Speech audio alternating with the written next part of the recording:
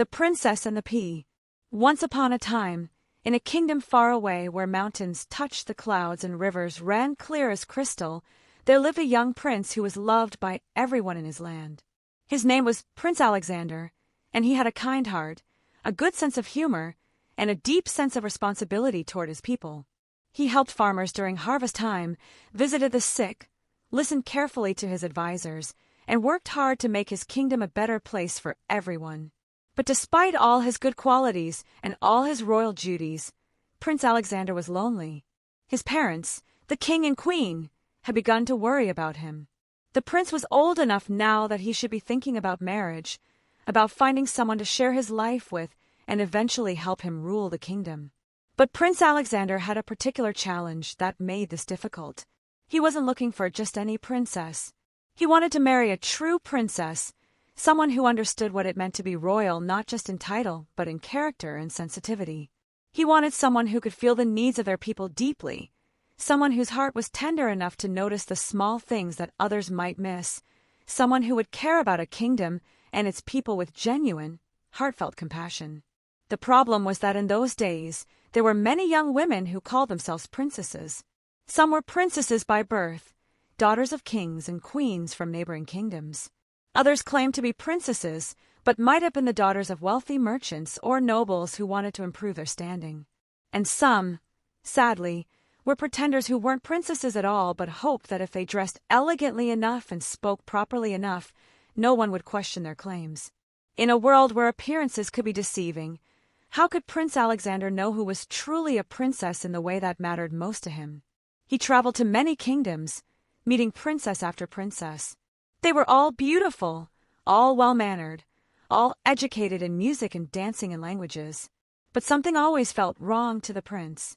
When he spoke to them about the troubles of common people, some princesses seemed bored or indifferent. When he asked what they noticed during their visits to his kingdom, many could only describe the grandeur of the palace or the fineness of the banquet foods. They didn't mention the tired eyes of the servants who had worked so hard to prepare everything, or the elderly gardener whose arthritic hands still lovingly tended the roses, or the small child peering through the gates hoping for a glimpse of royalty. These princesses seemed to float through life noticing only what directly affected them, never really feeling the world around them with any depth or sensitivity. After months of traveling and meeting countless princesses who seemed perfect on the surface but lacked the sensitivity and depth he was searching for, Prince Alexander returned home discouraged and sad. The servants thought this was very strange, but they had learned long ago not to question the queen when she had that particular thoughtful look in her eyes. They prepared the bed exactly as she instructed, creating a tower of comfort so high and so soft that it seemed impossible anyone could feel anything but perfect ease while sleeping on it. The queen smiled with satisfaction when she saw the finished result. "This will tell us what we need to know," she said quietly to herself.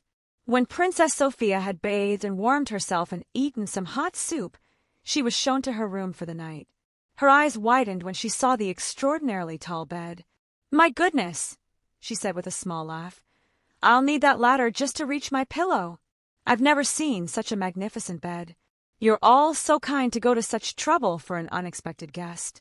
She thanked the servants sincerely, making sure to meet each person's eyes and speak to them as individuals rather than as invisible helpers, and then she climbed the little ladder to settle in for the night.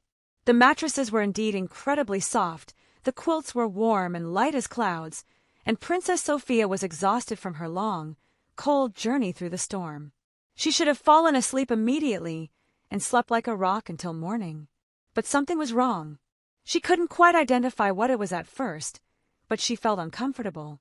She shifted her position, trying to find a spot that felt right, but no matter where she lay, there was a strange sensation, a kind of hardness or lump that she could feel through all those layers of softness. She tried lying on her back, on her side, on her other side. She rearranged the quilts, thinking perhaps they were bunched up unevenly. But nothing helped. That strange discomfort persisted, keeping her from truly relaxing. It wasn't painful exactly, but it was definitely there, like a small stone or hard spot that her body kept noticing no matter how she positioned herself. Princess Sophia tried very hard not to complain, even to herself. These kind people had taken her in from the storm, given her food and warmth and this elaborate bed. She felt ungrateful for being unable to sleep comfortably when they had been so generous. But as the hours passed and sleep refused to come, Princess Sophia found herself thinking about other things beyond her own discomfort. She thought about all the people in the kingdom who might not have warm, dry places to sleep on this stormy night. She thought about farmers whose crops might be damaged by the violent weather, about animals caught outside in the cold and wet, about elderly people whose homes might have leaks that let the rain in. She thought about the servants who had stayed up late to prepare her room and wondered if they had comfortable beds waiting for them when their work was done. Her mind was alive with concern and awareness, noticing and caring about everything around her, unable to simply shut out the world and rest. The night seemed endless. Princess Sophia tossed and turned, shifted and adjusted, trying desperately to find comfort but finding none. She felt almost bruised from that persistent hard spot, and by the time dawn finally began to lighten the sky, she had barely slept at all. She felt terrible, achy and tired and thoroughly uncomfortable, but she was determined not to complain. These people had been nothing but kind to her, and she wouldn't repay their hospitality by being difficult or ungrateful. When morning came and a servant knocked on her door to ask if she needed anything, Princess Sophia climbed down from the tall bed, every muscle stiff from her restless night. She dressed carefully, trying to arrange her face into a pleasant expression despite her exhaustion. At breakfast, the Queen greeted her warmly and asked the question she had been waiting all night to ask. "Good morning, my dear. I hope you slept well. Was the bed comfortable?" Princess Sophia hesitated. She didn't want to seem ungrateful or difficult, but she had been raised to value honesty, and the Queen had asked a direct question that deserved a truthful answer.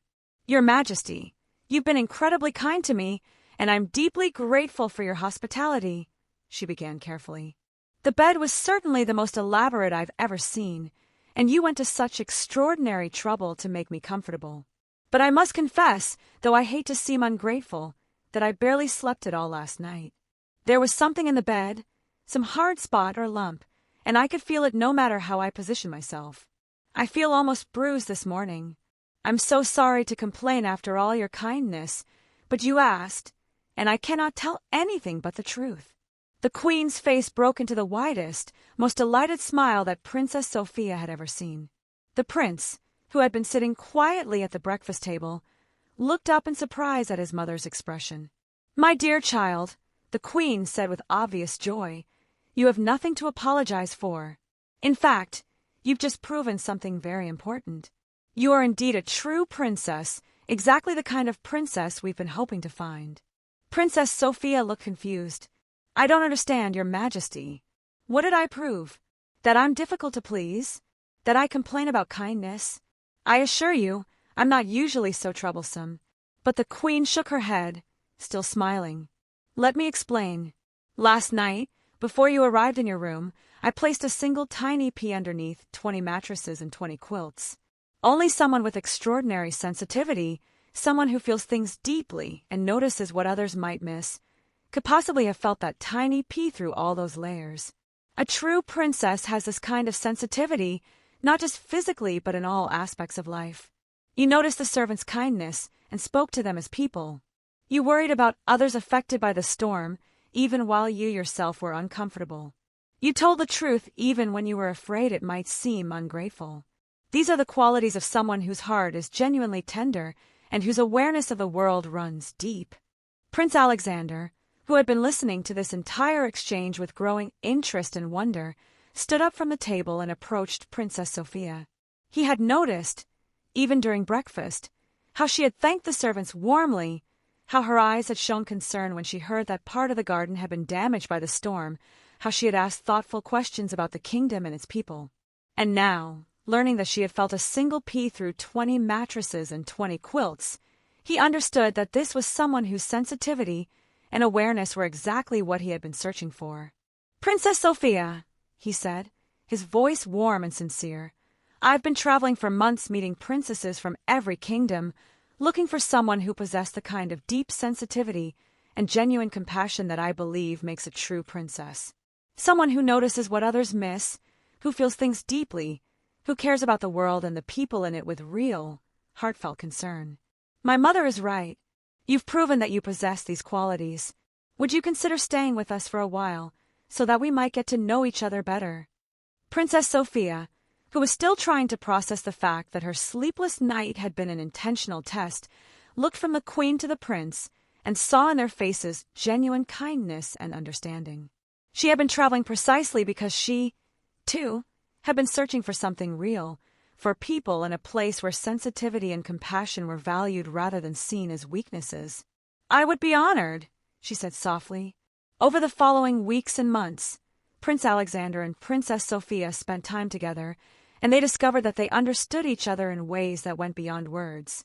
They both noticed the small moments that others overlooked, the elderly cook's tired smile that meant she needed an assistant, the child in the village whose torn shoes meant his family needed help, the garden that would be more beautiful with a bench where elderly people could rest while enjoying the flowers. They both felt things deeply, were moved by beauty and saddened by suffering, and both wanted to use their positions of privilege to make life better for everyone in the kingdom. When they eventually married, it was a union of two sensitive souls who saw the world with awareness and compassion. Together, they ruled the kingdom with unusual wisdom and kindness. They noticed things that previous rulers had missed. They felt the concerns of their people deeply and worked to address them. They created programs to help those in need, established schools and hospitals, protected the vulnerable, and celebrated the contributions of every person in the kingdom from the highest noble to the humblest servant. The famous pea that had started it all was preserved in the Royal Museum, displayed in a beautiful glass case with a plaque that read, "The smallest things can reveal the greatest truths. Sensitivity matters. Awareness matters.